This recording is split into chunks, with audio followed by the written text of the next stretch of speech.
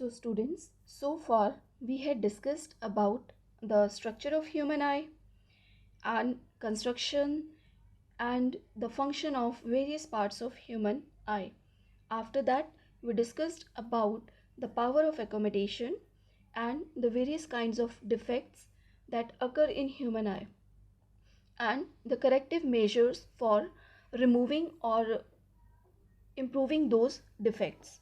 Now, our next topic is the refraction of light through a glass prism. Now, this topic onward, we are going to discuss about the natural phenomenon occurring around us due to light, like the refraction. Although you had studied about the reflection and refraction in earlier chapter as well. Now, we are going to discuss about refraction of light through a glass prism. So, what is that? We know that whenever the light is passing through one from one medium to another medium, there is always a bending of light. This is because of the variation in the speed of light from one medium to other medium, that is due to the change in wavelength basically. Now, when a light ray passes through a glass prism, it bends because the prism is made up of either the fiber or the glass. So glass is different from that air. So glass is having high refractive index or more denser than air. So when light is entering from air to glass, it is bending in that particular glass, and when the light ray is leaving that glass, there is again bending of light because glass is transparent.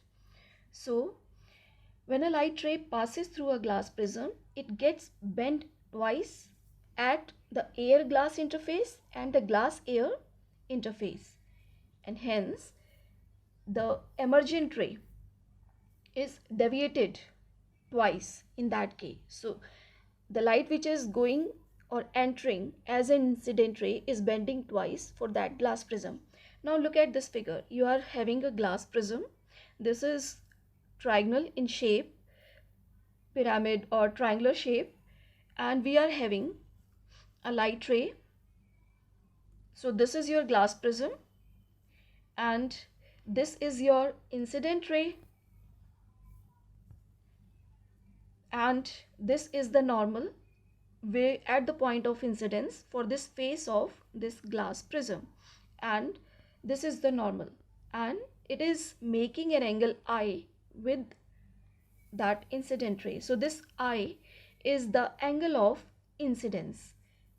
Now this is the path of the incident ray when it enters the glass prism at the interface, and this represents the angle of refraction for that glass prism. So here we are having two interface. One is air glass and another one is glass air, and the light rays emerging from the outer face of the prism, and here this is the second normal at the emergent ray and making an angle E as the angle of emergence. Okay, so E is the angle of emergence. Now initially the light should go along these dotted lines. So this should be the actual path of the incident light ray, but because the light is entering from air to glass, so this is being bended and being deviated, and when it goes out there is again bending of light. So there is an angle between the actual incident ray and the emergent ray, and that is the angle D, which is known as the angle of deviation. So here we are having incident ray I, we are having emergent ray, and angle is E, emergent ray. This is our refracted ray. So in this diagram what we are having incident ray which is incident here. This is angle of incidence with the normal. This is the line which is being deviated and again deviated here as an emergent ray, and this is the angle of emergence with the second normal. So this was the actual path of light. This was the actual path of light. It should be actual path. If there is no interface or change in the medium from air to glass, so this should be the actual path. But what is happening? The light is emerging in this manner, in this ray. So the angle between this emergent ray and the actual incident ray is d, which is known as angle of deviation. So from here we can see that the light ray is being deviated from its original path by some angle when it is passes through a glass prism. So what we are concluding, that emergent ray is deviated by an angle to the incident ray, and this particular angle is known as the angle of deviation of the light ray. After discussing the phenomenon of refraction through a glass prism, our next topic is dispersion of white light by a glass prism.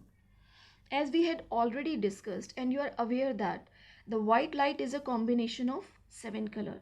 So for a particular angle of incidence on the glass prism, the beam is being deviated, and it is being deviated and split into 7 colors, and that particular phenomenon is known as the dispersion. So whenever a beam of white light is passed through a glass prism, it is being splitted into a band of 7 colors, that is known as spectrum, and this particular phenomenon is known as the dispersion of white light from a glass prism.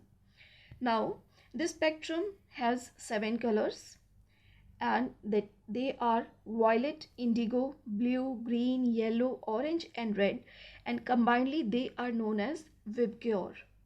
And out of these 7 colors, the red light bend the least and the violet line bend the most. So here we are having a figure to explain the bending of light and splitting of white light in 7 colors. So again we are having a prism, glass prism, and here we are having a beam of white light. This is being incident on the prism, and after falling on prism at a particular angle, this white light is being splitted into 7 colors, from violet to red, VIBGYOR 7 colors.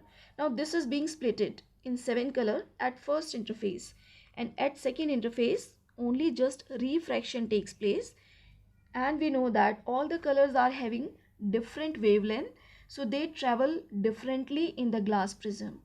So depending upon their wavelength, bending takes place, and we are having a spectrum in this manner. So we are having VIBGYOR, violet, indigo, blue, green, yellow, orange and red. Out of this, red color is having maximum wavelength, so there is least bending of red color, but violet is having the least wavelength, and hence the bending is more in case of the violet color. So let us understand how this bending depends upon the refractive index, or what is the relation between the refractive index and the angle of deviation. So this is your spectrum, what we had obtained after the dispersion of white light through the glass prism.